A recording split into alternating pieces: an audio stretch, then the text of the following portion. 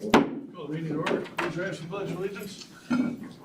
Pledge allegiance to the flag of the United States of America and to the republic for which it stands, one nation, under God, indivisible, with liberty and justice for all.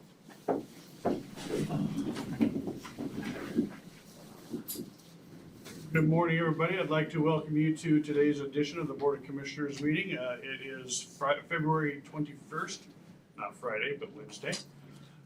So I want to remind everybody that this is a public meeting and we are being recorded via audio and visual as well. And so if you come to talk to the board, please say your name and address for the record. And we are also streaming live as well via state law. With that, any awards, recognitions, or correspondence, Commissioner Timmons? I do. I have two actually.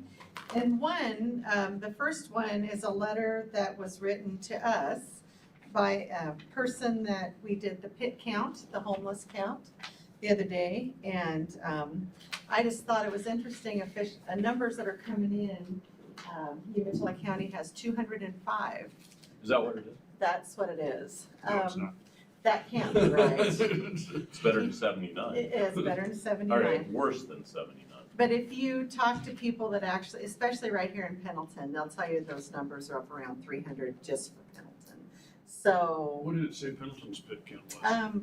I didn't get that. I just got all over Umatilla County. But I want to read this. This came from a person that we made contact with when we were busy doing the pit count.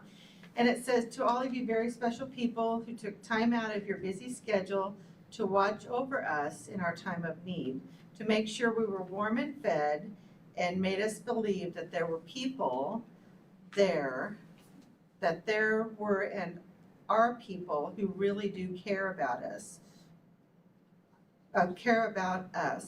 no name and faceless people. We walk the streets in the hope of running into a friendly face and maybe making a new friend, but seldom happens. These past few days, I have not found a smiling face, but I really feel a wonderful and lasting friendship with all of you. I wish I could have spent more time with you, all talking, but I find myself busy with tasks at hand. Not that I minded, I didn't. I feel a sense of sadness because I don't know what lies ahead for me or my journey, but please don't fade away. Stay in constant contact with me through this wonderful gathering of such warm, honest, and truly wonderful people. I love you all so much. Please think of me often, and I will of you, your friend. I just thought that was nice, and I think Dan met as many just thankful people as I did that day. And so, anyway, I just wanted to read that. Then I have another one, and this has to do with Jenny Galloway. We all attended a 110 meeting, Measure 110 meeting with Representative Smith last Saturday. And I read a letter that Jenny wrote, and this was a reply to that letter, and I just wanted to share it. My name is Terry Van Stelt. This past Saturday, I attended a listening session hosted by Representative Smith. As a school board member for Hermiston School District, I was grateful to hear your insightful letter as read by Commissioner Timmons. Exactly as you stated, our district is struggling greatly with truancy and all the ramifications of students missing school. The inability to use citations to encourage parents to engage on behalf of their children in combination with the impact of Measure 110 is having a detrimental effect on our kids. This has been an ongoing conversation for our school board as we try to advocate for our students. And because you said it so well, I am hoping to share a copy of your letter with my fellow school board members who are unable to attend on Saturday. I deeply appreciate your work and heart for the kids of our community. Thank you again for sharing the urgency of the current situation with Greg Smith and those in attendance. And I think I would like to share that the member that was there from the Hermiston School District said that their enrollment numbers right now were at 53%. So that's how many kids they're having attend Hermiston School District. So those are pretty low numbers, and kids just aren't coming to school. So I just wanted to share that. Wow, Thank you. thank you. Commissioner Roy? Tough to follow that. That truancy is an amazing thing. I want to point out to everybody that doesn't know, but this is National FFA Week. And Umatilla County has one of the strongest FFA programs throughout all of their schools, any county in the state. It's always fun to see Lake County and Umatilla County in the same building because of the dedication to that program. But it is a program, you talk about kids on the streets, this is a program that keeps kids off the streets. And the success rate is just incredible. So I did it last year and I think every year, and I just think recognizing National FFA Week is incredibly important. And the kids that participate in that. So thank you. No, I agree, and I think it's fun to see friends of mine on Facebook posting pictures of themselves when they were in FFA, in their FFA jackets. You're not gonna see mine. Unfortunately, they're not wearing their FFA jackets, but, so, okay. Approval of previous minutes, we don't have any of those, do we, Doug? No. Okay. Any additions to the agenda? There is one, it's in the packet, there's a pinky on it, it's regarding a feasibility study. Okay, thank you. Okay, with that, this time we're going to recognize input recognition of visitors who are not on the agenda. Now is your time to address the board. Okay, hearing and seeing none in person or online. Does anybody have something that's not on our agenda that wants to talk to us? No? Okay. With that, we are going to jump into item number 1, our audit presentation. Hello, Commissioners. Good morning. I'm not sure, didn't talk to Robert this morning, so I was assuming he'd be here, but maybe he's out. But I can handle it, so. My name is Cameron Anderson. I'm one of the shareholders with Anderson, Boyle and Ramos. We were contracted to do the audit for fiscal year end, June 30th, 2023. And we wrapped that up last month, and so I think you have the copies of the audit. It's, I don't know, 160 pages. I'll just got a lot on the agenda, so I'll just do some highlights here.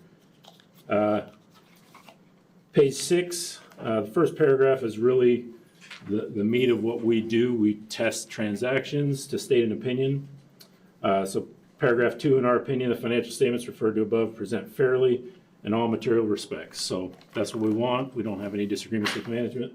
I dropped a letter.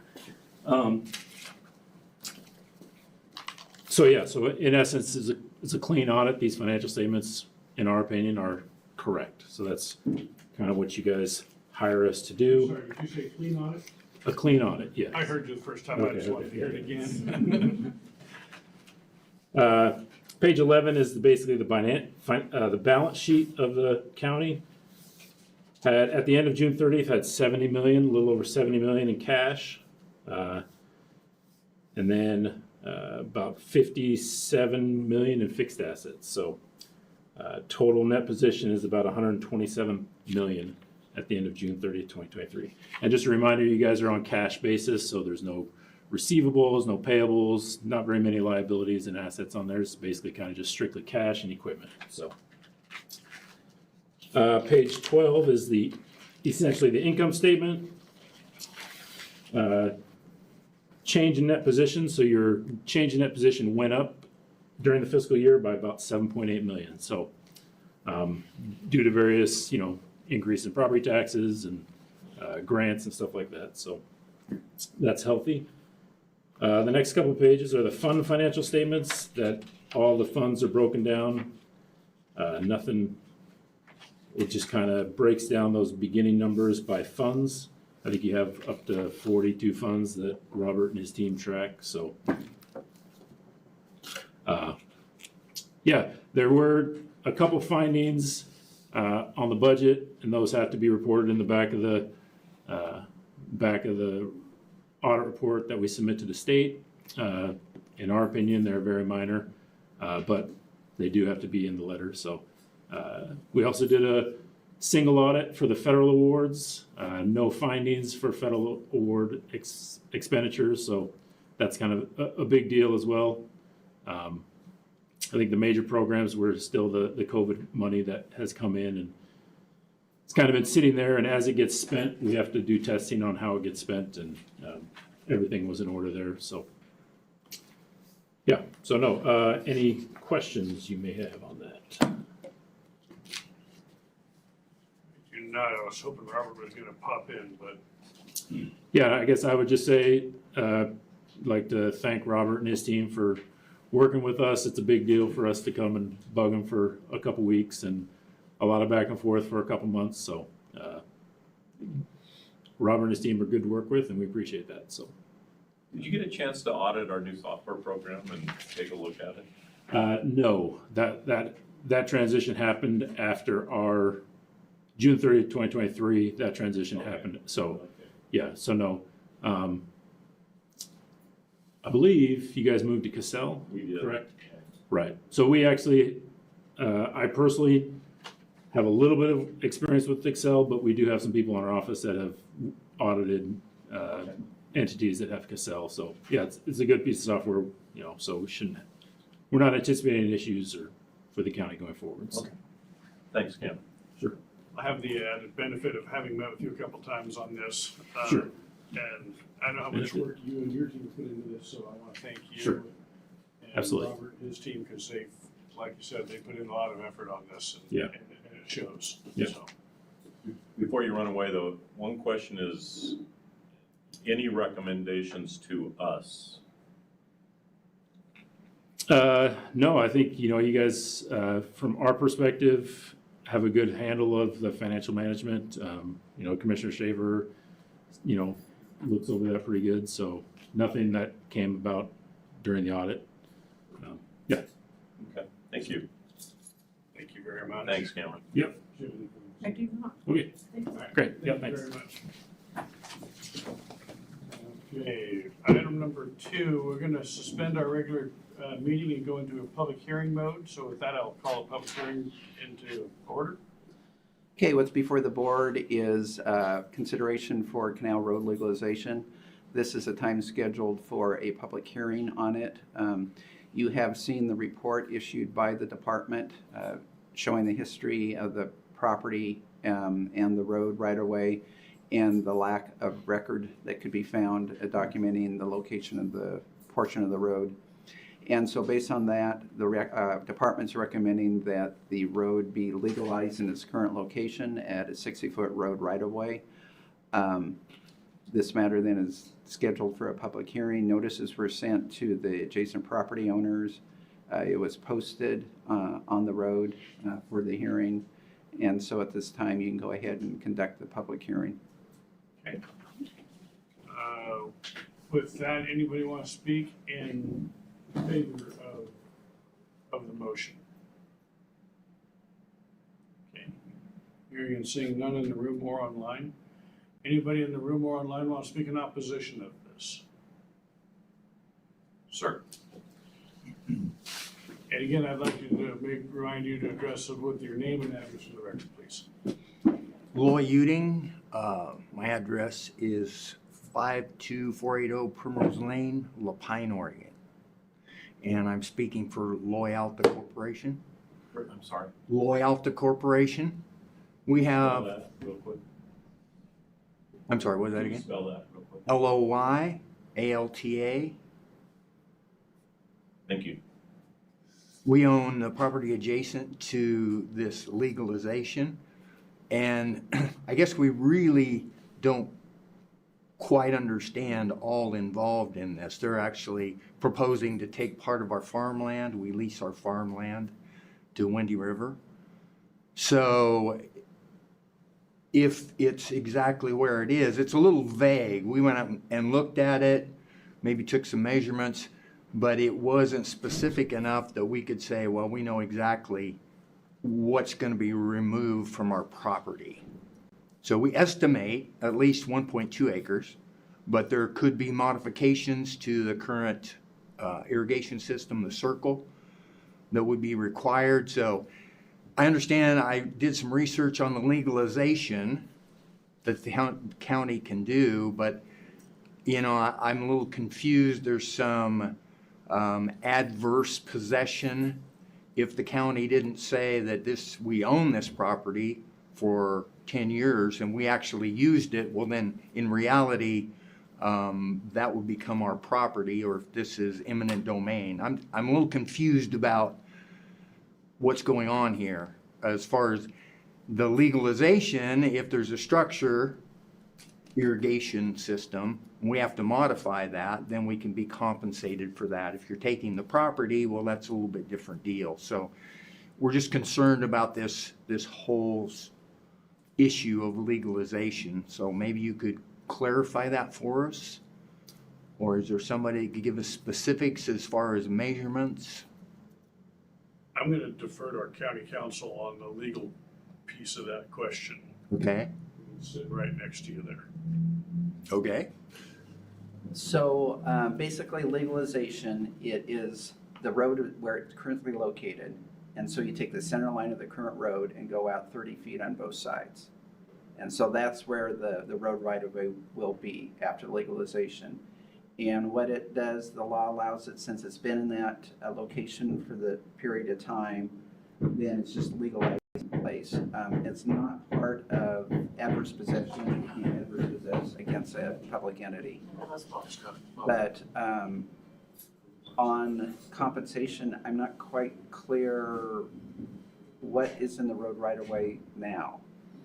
There's not a building there, but part of our circle would swing out over that. So in order, It does that do it now? yeah, It swings over it now? yes, what you propose to take, yes. The circle itself or the spray?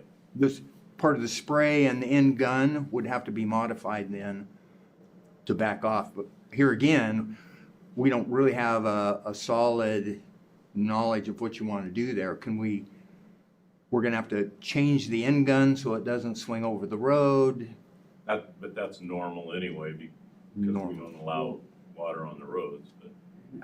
Sure, so if you do this, currently, it's not an issue, but if you take another Information on that? 30 feet, No, I'm sorry, I'm talking to the road. I'm sorry, what? At this point, I'm not quite understanding, because if it's, I don't remember anything that goes out over the current road as it sits, and so I don't, yeah, it's what it currently has been.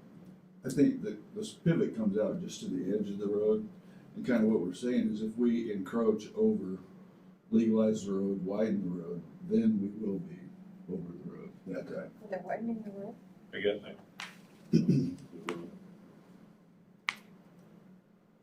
that didn't show up in the survey that I saw that the surveyor did. I guess I'm not clear on my question is, does the pivot, the end gun, does the end gun come out over the right of way, or does the spray from the nozzle come out over the right of way?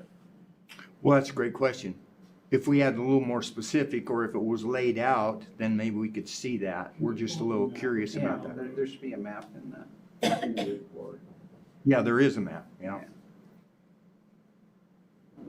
Oh, I see it. Yeah. Page 5. Oh, yeah, right there. Do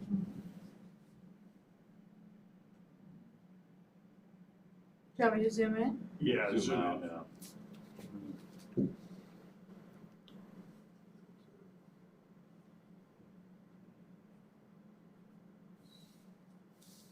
I don't even see the pivot on that. That is not, That's on the road. that's an old map. That's an old map. Is there another?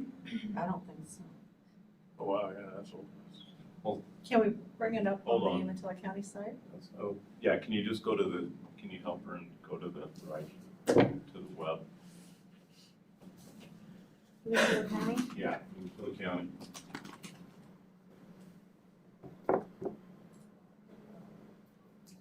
Then no, go up. Go here and then go to interact. Popular. Right here? Yeah. And interact maps, keep Keep going. going down, Right right there. Interactive map. Right there, yeah.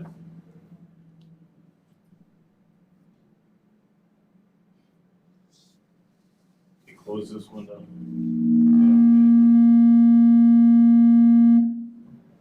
Okay, now you're gonna zoom out, you want to be right in this area. Zoom out or in? Zoom in. And out. not even close. So, right here is, yeah.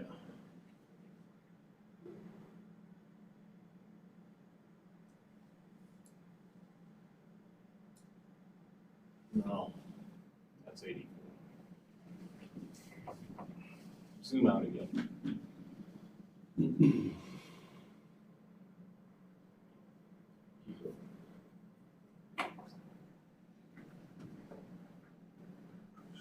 Come down.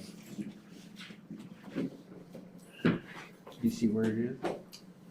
Yeah, just go to Stanfield, go straight. Come down. The other way. There, Now you're cooking. So right here. There you go. Now you're getting. So we're cooking with fire. Is that too close? That little Okay. pie, triangular shaped piece? The half circle and the two minis above it border right along See this Canal Road. canal road here? This is what we're talking. Canal Road and Feedville, there you go.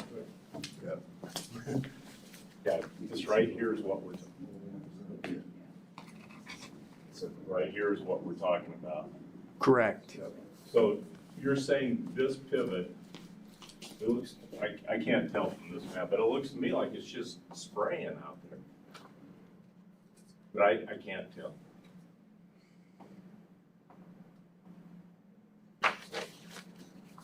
Well, there's a field road, I'm on Google Maps, and I can see that there's like a little field road right next to it, right here.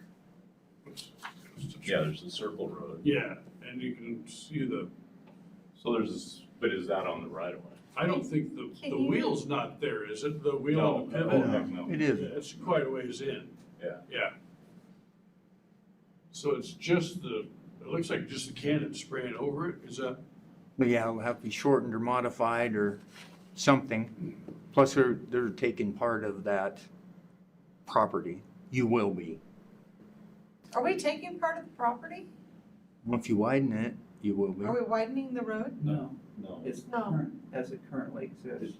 It's just creating the easement to the side. All we're doing is right? legalizing what's Yeah. already there. So then we can use that property other than the spray on it?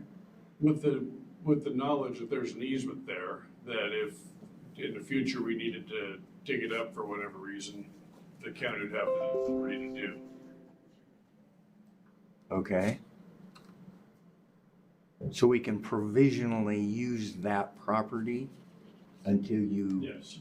decide you want it. Okay. Correct. And correct me if I'm wrong, Tom, but it's really just, I don't see any plans to widen that in the future, but maybe Tom No. has some. Yeah, currently, there are no plans for anything to change out there other than what currently exists there.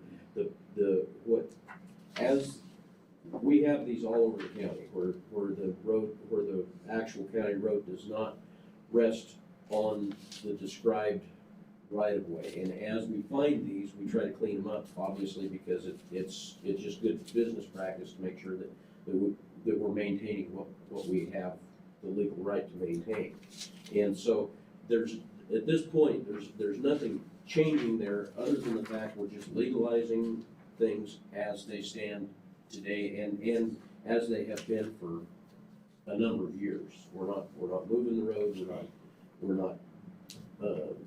not changing any of the structure of the road, we're not doing anything to that nature, so. And then you must have a modified gun on the end because you don't spray Feedville, right? Don't spray feed, Bill. So, yeah, so on this flat area here, so Right. your gun's already set up to be modified then. Okay. Sir, let me just read real quick part of the report that we have. It says impacts to utilities and property owners. The Public Works Department finds no adverse impacts to utilities or property owners at this time. Legalization will correct the record, allowing property owners to maintain access to a public road. A utility locate request was submitted under ticket number blah, blah, blah. Field investigation of all marked utilities and measurement to utility structures indicate they will remain within the legalized location of Canal Road, most of which also possesses a utility permit issued by the Public Works Department. So there's nothing there should be no impact to the property owners at this time. All right, thank you. Thank you. Anybody else want to speak it up? For the comments. Yeah, So that's great. thank you. Is there a development going in? Would that affect the road? You're gonna have to do your name Okay, hi. My name's Jody Sharp. I'm at 7836 Cloud Lane in Hermiston, Oregon. I'm part of the Loyalta Corporation as well, a shareholder. And I believe I read there was a development coming in to that area. So would that affect the road? I believe it's across the street. there is a proposed development. Will that affect the road? That'll be up to the developers, but it won't affect the right of way. Okay, so it shouldn't encroach on the farmland? No. Thank you. Great question. Question's fantastic. Anybody else want to speak in opposition? Okay. Anybody want to just speak in a neutral tone? Okay, hearing and seeing none online. We don't have any utilities. All right, with that, we will go ahead and close the public hearing and go back to our regular scheduled meeting. So I'll reconvene that meeting at this time and ask commissioners for their wishes. I would move to adopt the road legalization for Canal Road as identified. Second. Adopt order RD 2023-03.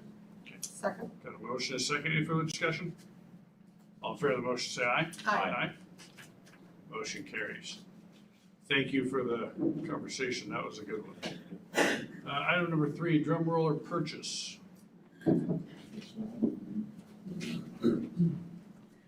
Good morning, Commissioners. Tom Fellows, Public Works Director. What we have before the board today is the purchase of a single drum vibratory roller for the Public Works Department. We went out for requests for proposals and we received 2. One from Indian Eyes LLC out of Tri-Cities and one from Pape Machinery. Out of these 2 bids, the Public Works wants to recommend the purchase of the Bomag roller from Indian Eyes LLC in the amount of $73,450. This is currently a machine that's been on our replacement list for quite some time. As the board knows, we don't put machines on a list and then just go buy them. We put machines on a list and then we wait for opportunities to come along. We went and looked at this machine and feel that it's one of those opportunities that has come along at the right time for us to consider purchasing. So I'd certainly entertain any questions about it. I have a question. How come there's almost a $20,000 difference? Well, for one thing, the Pape machine roller only has 608 hours on it versus the 2,000 hours that the other roller has. And the Pape roller is also newer, so equipment prices, I mean, it's just like buying your used car. It varies on use and condition. Not only that, used rollers are not, and they're just not out there. Any other questions? I would have moved to approve the purchase from $73,450 from Indian Eyes LLC for the purchase of the roller. Second. I think I like the 33,000 better. And then we would have been back. Yeah, right. Got a motion, a second, all in favor of the motion, say aye. Aye. Motion carries. Thank you, Commissioners. Thank you. Number 4, public hearing, another public hearing. This will be on the road district. With that, I'll suspend our regular meeting again and go back into public hearing mode. Okay, the Umatilla County Road District is before the board for consideration. This is the second and final public hearing for a new district. The first public hearing was held January 17th. There was no comment at that time. At this point, there have not been any requests received to put this out to the electors to vote on it. There's no legal requirement that it has to go to the voters because there's no tax rate associated with this district. There is not going to be any plans for any tax ever issued by this district. But what's before the board now is to have the final public hearing, and if you so choose, you can move forward with the formation of the district. The district itself is formed solely for the purpose to receive additional funds for the county road system. It will not impact any property tax owners or any cities or other entities. It is wholly just to get additional funding for the county. So no negative impacts to the cities. No. Okay, with that, I will ask if there's anybody who wants to speak in favor of this. Public or online? Seeing none. Anybody online or in person want to speak against this? In opposition? Hearing and seeing none. Anybody want to speak neutrally about it? Hearing and seeing none. This time we'll close the public hearing and go back into our regular meeting. And what are the wishes of the board?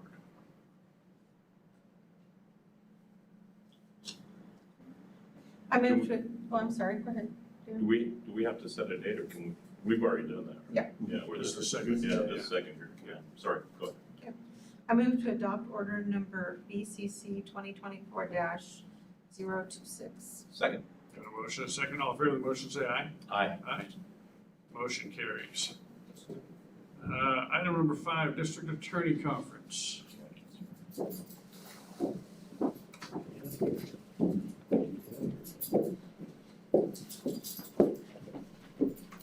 Good morning, Commissioners. I'm here on behalf of the Umatilla County District Attorney's Office, and, Yeah, identify oh, yourself yes. and everything, yeah. and do I have to give my address? You just, District Attorney's Office. Thank you. My name is Jacqueline Jenkins. I'm the one of 2 Chief Deputy District Attorneys. I work at the District Attorney's Office here. And I'm here specifically to request that this body allow my office to spend money for our upcoming child abuse conference. We're looking at about $53,000, and that's broken up there. About $28,000 in speakers fees and about $25,000 for food costs. And that is our request. So I'm not sure if everyone here is aware of our conference. We started last year because previously law enforcement had been able to attend a large child abuse conference in Clackamas, the Clackamas Child Abuse Conference. That ended around COVID time. I came back to this office in 2022 and heard from friends in law enforcement that there was really no child abuse conference they could go to. And that was significant to me because this is the work that I do, but also because it is probably one of the most challenging areas. And I wanted to make sure that our officers were equipped well to do what we put on our website, this important work. So we started a child abuse conference last year, and we had about 100 attendees. It was a 2-day conference with a 1-day pre-conference from the Department of Justice for law enforcement on internet crimes against children, or ICAC. Based upon response last year, we are now having it be 5 days, 4 days of conference, 3.5 days of conference, 1 day again with that DOJ pre-session. We're also trying to add a prosecutor boot camp. So we will have on the first day, Monday, a session for law enforcement and a session for prosecutors. And then the rest of the week will just be jammed with wonderful presenters. I was telling Commissioner Schaefer that this year is the conference that I wanted to present last year, but you have to get on these people's schedules like a year in advance. And so we have speakers who are published, Mark Yarbrough, who writes about burnout, which is a significant issue in this area of law, child sex abuse and physical abuse. And we have Kevin McNeil, who is part of a project called the 12 Project. He's going to present a workshop on why this job is more than just you get served and show up, about how that works, and also child abuse investigations. We have Dr. Chris Wilson coming and speaking about vicarious trauma. Again, one thing that was important to me is that we take care of our people. This area of law for prosecutors, for DHS workers, for law enforcement will eat you alive if you're not careful and you don't take care of yourself. And so that is part of what we're doing. The positive is that the results from last year were very well received. People were super excited to have a conference like this. We are essentially bringing a conference that you would see in San Diego or San Francisco. These are national speakers. I find them and ask them to come here in Umatilla County, and people love that it's in Eastern Oregon. And our goal was to bring it to Eastern Oregon so that people from this area would be able to get that training, because sometimes distance, even to the valley, is prohibitive. That being said, it does cost money, and so that is why we are here before you. We would just like to have permission to release our funds to pay for our conference.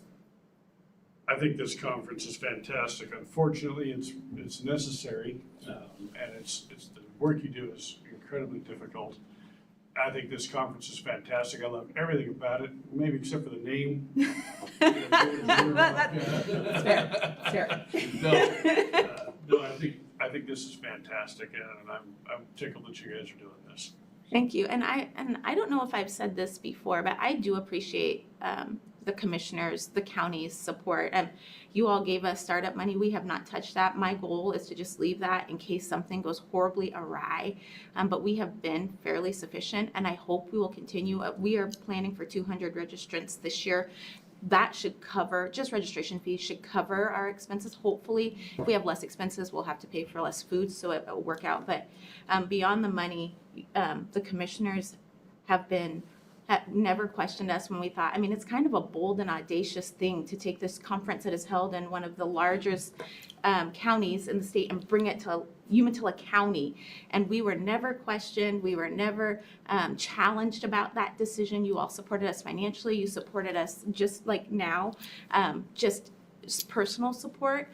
And my office, I appreciate that tremendously, because this isn't a project that's done by one person, and I appreciate that our county has embraced this particular activity and recognizes the importance of it, because I fundamentally think that if we cannot protect our children and we are not enabling our officers and our people who are working these cases to do that, and I'm not even speaking about Umatilla County, because the sex offender from Baker County, I guarantee you at some point there's a strong likelihood that they'll end up here, or our offenders end up in the valley. Like it doesn't stop. And so just the ability to protect our children, to take care of our people is so important. I appreciate that you all appreciate that goal as well.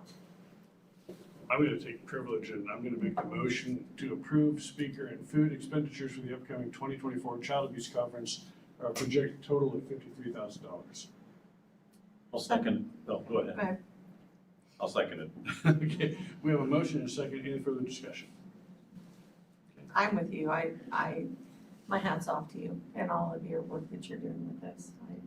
I agree. This is so important, and it's so sad that we've got to have a conference like this. But I appreciate all of your hard work. Thank you.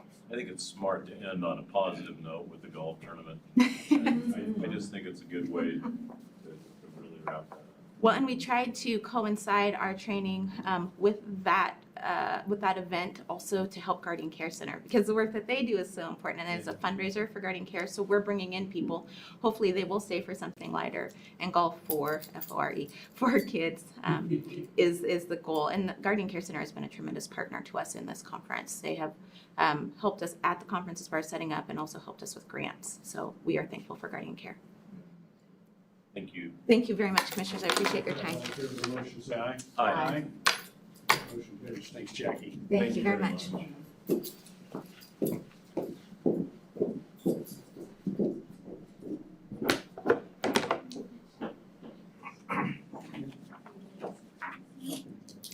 Good morning, Commissioners.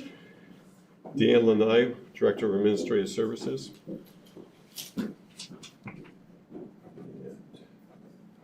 I see John's still signing some, so Yeah, go ahead. I'm multitasking. all right.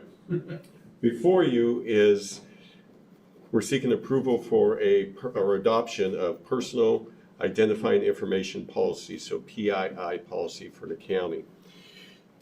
What was the impetus for this, or to start this, is our insurance company, CIS, in order for us to seek higher levels of cyber insurance, cybersecurity insurance, we need to meet certain requirements and have to have certain policies in place. And we did a couple of policies or a policy earlier.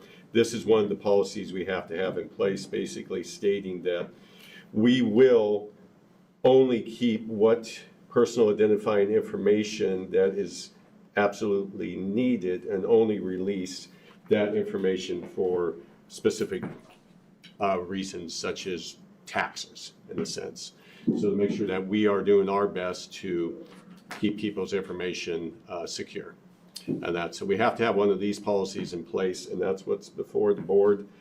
Once we do that, we are basically left with our air gap geodiverse backups and stuff. So, and we're working on that. We have a grant through OEM Emergency Management that we're applying for to provide a very robust system for that too. So once that is all completed, we meet all the requirements that they're requiring us to have. So before the board is the approval of this policy, I'm asking. And any questions that you have, it's fine. And the YubiKeys are part of that as well, right? Part of Yeah, it's all part of the different things of when we lay out our policy, so part of it is you have to have your policies in place, and then your policies dictate, basically, they have to include all these different areas as multi-factor authentication, which is what the YubiKeys are. So if I could touch on that for a minute, so I sit on the board of directors for that insurance company, and I was at a conference a couple of years ago, and I took a screenshot. I remember I sent it to you, saying, "Hey, are we doing this?" If you have these list of things, and on it was the YubiKey multi-factor authentication, this policy, and if you don't have all those things checked, you only qualified at the time it was for $50,000 for insurance for cybersecurity.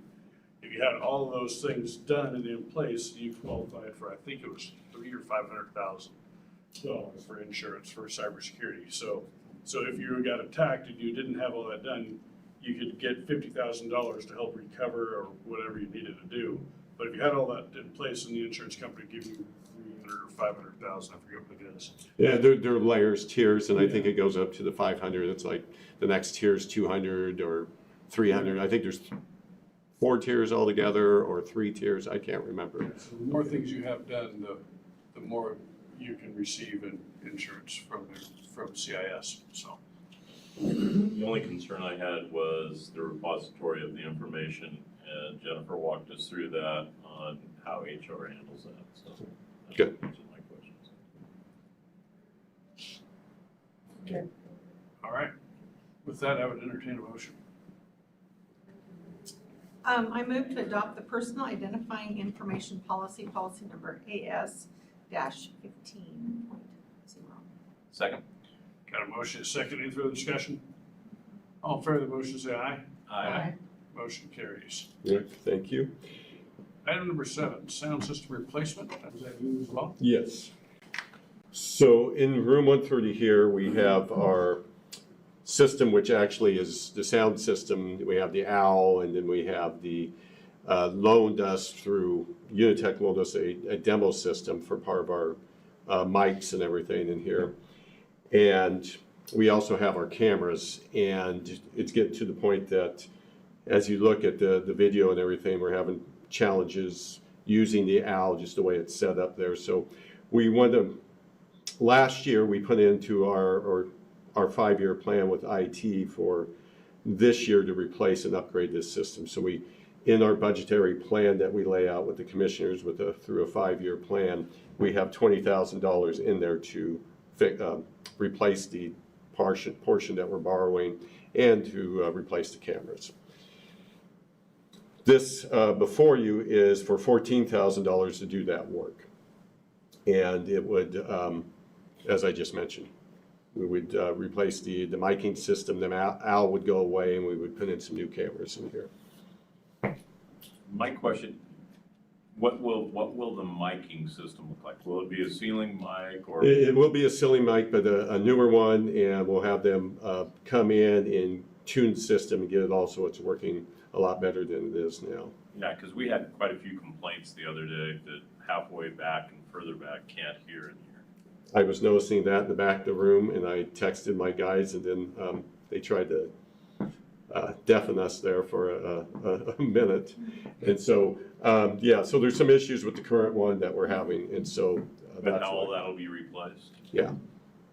So the people in the back will be able to hear the person at the podium. That's the idea, yes, that's the intent. That equipment that's in the rack there would be replaced, and then the units up in the ceiling would be, with the speakers would still stay, not the mic, but these little speakers would, because they're usable. There's speakers, these round things are speakers up here. So there's speakers in the back of the room? Yes, there is. But there's some issues with the actual controlling system here. Okay. I look forward to that getting fixed. Yeah. Okay. I would entertain- Any kind of time frame? So once we do this, we can sign it and send it off. The would be on availability of parts. So the supply chain, depending on that. If we get it, we could have it done relatively soon. But I don't know when the parts, but I'll check on that. I need this done before the end of the year, of course, because we're paying for it out this year, so that's our intent. Because But- one of the questions is Robert has budget hearings coming up, and that uses the whole room. So I just was curious if we're gonna be able to tune in the speakers in the back. That's April 24th, or April. Tentatively, the 24th, 25th, and 26th. I don't know how to answer that question. Okay, We will try to make it, try to have it done prior to that. We also have a system that we can plug into the walls and mic system too.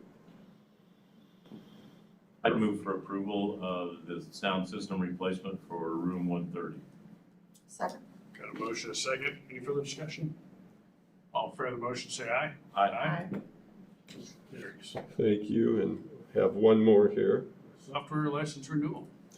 So we have, right now, all of our Google Docs, email, and several items, our meeting software, all run as part of what they call Google Workspace Enterprise Standard Edition is what we have.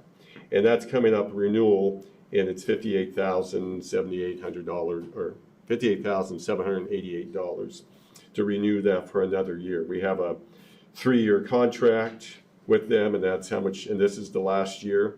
So we are able to, at this time, if we want to go ahead and we can upgrade to the next level, which is Workplace Enterprise Plus edition.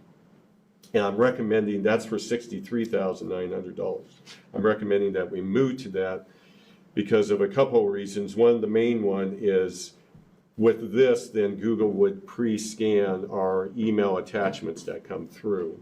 And if there is something that has, instead of, what happens now is when you open the attachment, before it opens, it's supposed to, our system scans it. But this would actually remove it before it comes into our system if it has something in it. So they would pre-scan the documents or, attachments.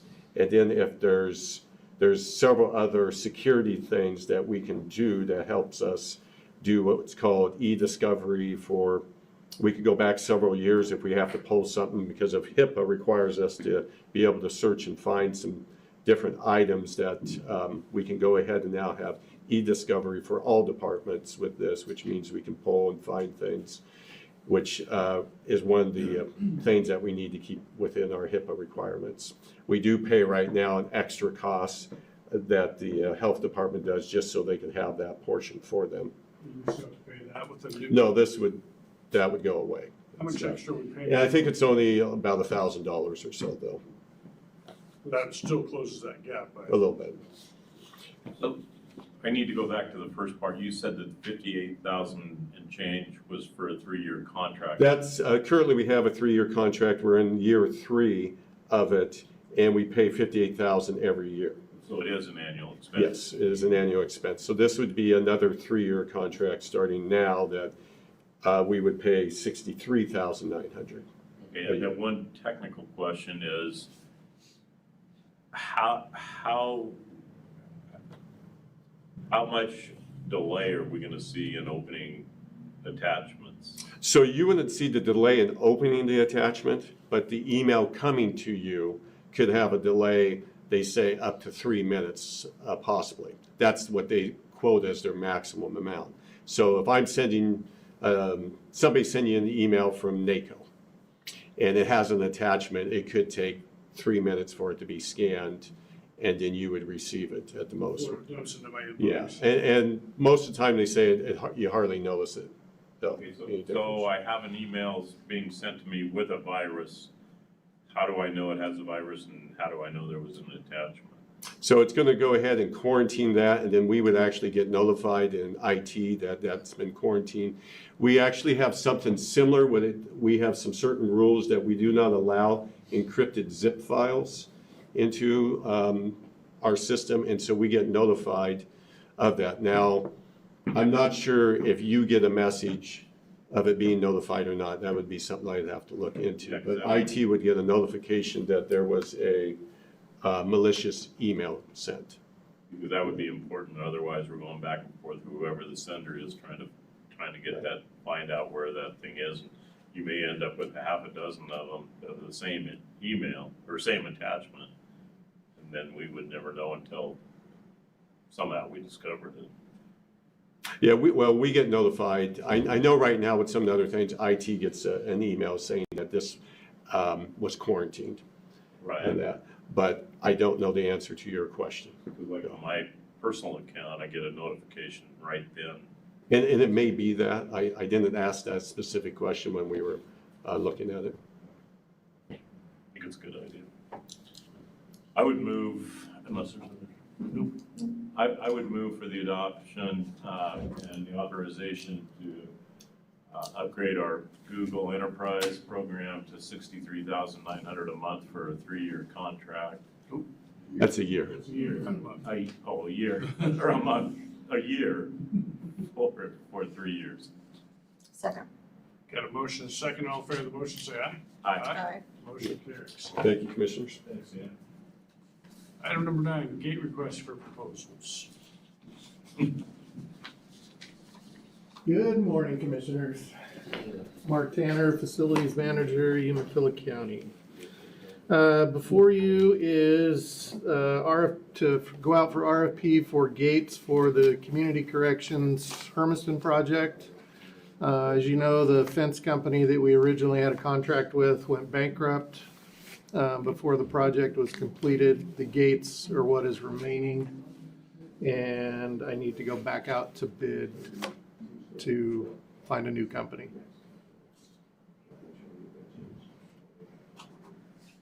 Wait. It's Groundhog's Day. I would move for approval for Mark to go out for bids for the automatic gate for the community corrections. Motion, a second, all in favor of the motion, say aye. Aye. Motion carries. Another one for us? Yep. You do, maintenance. I bid. do. Number 10, look at that. This is for the replacement of the condensing unit at the juveniles. It's actually be the juvie side of the CDDP juvenile building. This is fairly new. The system? Yeah. No. The condenser? No, we replaced a coil on one of the other units last year. This was the condensing unit. Okay. So it was for $6,425.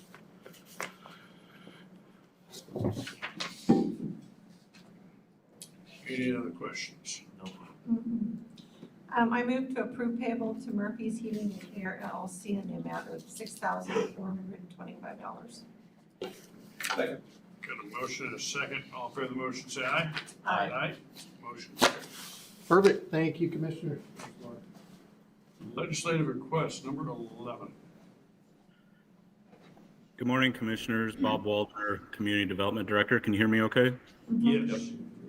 Okay, the request before you is from Umatilla and Morrow County staff. We've put together a letter to the Oregon House Agriculture, Land Use, and Natural Resource and Water Committee requesting funding for the state's Water Well Abandonment Repair and Replacement Fund, or WARF. And what this program is, it's a program that's overseen by the Oregon Water Resources Department, which directs it creates a grant funding opportunity for low to moderate income individuals who are on a exempt well to be able to replace or repair or abandon a well.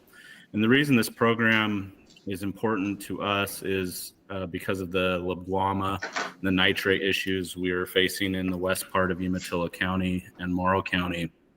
And so what our letter highlights is that if this program is funded, it would be another resource that would be available to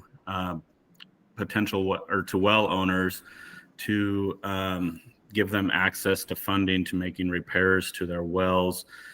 In some cases, a well may be poorly constructed, and so this would help make repairs to a well to hopefully provide clean drinking water, especially with our nitrate contamination issues. We think this would be a nice complement to the work that the counties are doing as part of the EPA grant that we received for the drinking water investigation, identifying nitrate contaminated wells in the county. And then ultimately out of that study is going to come, they're going to identify clusters where it might make sense to connect to a community system. But we recognize that not every well will be eligible to connect to a community system, or it won't make sense because they may be too far away from a municipal system or not in a concentrated area where it would make sense to have a community system. So this would be another resource that they could use to hopefully repair or replace a contaminated well. Thanks, Bob. I think it's probably important to point out that legislatively, from the Eastern Oregon legislators expanded the original program so that these type of requests will actually fit the criteria. Yeah, thanks, Dan. That's correct. I forgot to add that. Well, that's fine. It's not a huge fund, but we could take all of it and use the whole fund, but any portion of it would be nice. I'd move for approval of the joint letter request with Morrow County for the wharf funding, and give Bob the go-ahead to move forward. I'll second, but I have a comment. Sure. So in my travels, one of the things that I'm hearing is that, some of us live in the country, and so we have wells, we live on wells, and there's some pushback about helping on this type of thing. And I just think that, I think it's important that I note that we have folks out in our community that do not think this is right. So, and I think it's important that people have clean drinking water, and we have a nitrate problem.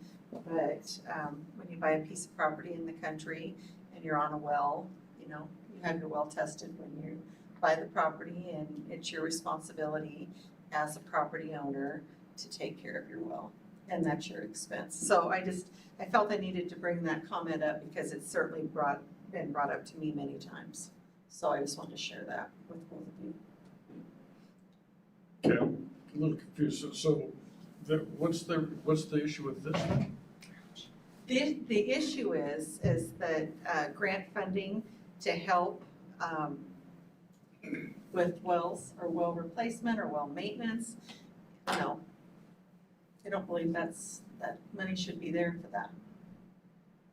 So I just needed to share that with you, just because it's been shared with me. Okay. Any other discussion? Okay. Got a motion and a second. All in favor of the motion, say aye. Aye. Motion carries. Thanks, Bob. Thanks, Bob. CDDP payable. Good morning. Good morning. Good morning. Kim Beck, Umatilla County Developmental Disabilities. I'm here before you to ask for approval for you to pay, for finance to pay $27,000 to Gill Construction. This actually is, we're a pass-through in these cases. The state comes out and does a scope of work for our individuals for a need in their home. In this particular case, it was a bathroom remodel for the individual to be able to remain in their home safely.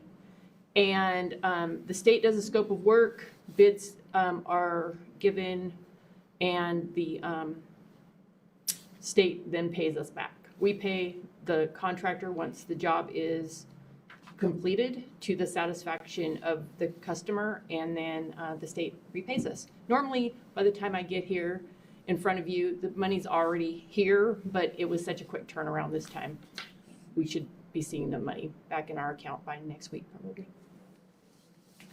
Seems like this is like the third or fourth one I've seen. There's not a lot of them, but they are out there. Yes, the state's doing a lot better job of getting out and doing scopes of work, and we have a couple contractors in the area who are willing to do these kind of things. So it's completely contingent upon finding a contractor. So a lot of times we have jobs sitting out there that we can't get done because it's difficult for some contractors to work with the state in this capacity because they don't get any money up front. They have to front it all, so. So do you work at the same time with the veterans? Because I was at a meeting on, I was at a meeting. And they were talking about a ramp, and they had gotten the money approved through the VA, but they were having trouble to finding a contractor to do the work, even though one contractor gave them a quote, so they kind of knew where they were. But he's doesn't want to do the work. So I just was curious if you run into the same thing everywhere. The VA actually is the one who does that stuff, so very seldom does our office get involved in that. Okay, just curious. But I will speak to Lola about that because we also have contractors who do ramps and various things, so I'll see if we can't match them up. Team up a little bit on Yeah. that. That's a good idea. Wishes of the board. Let's see, I move to approve payable to Gills Construction in the amount of $27,000. Second. Got a motion is second. All in favor of the motion, say aye. Aye. Motion carries. Thank you, Kim. Number 13, Ambulance Service Area Committee.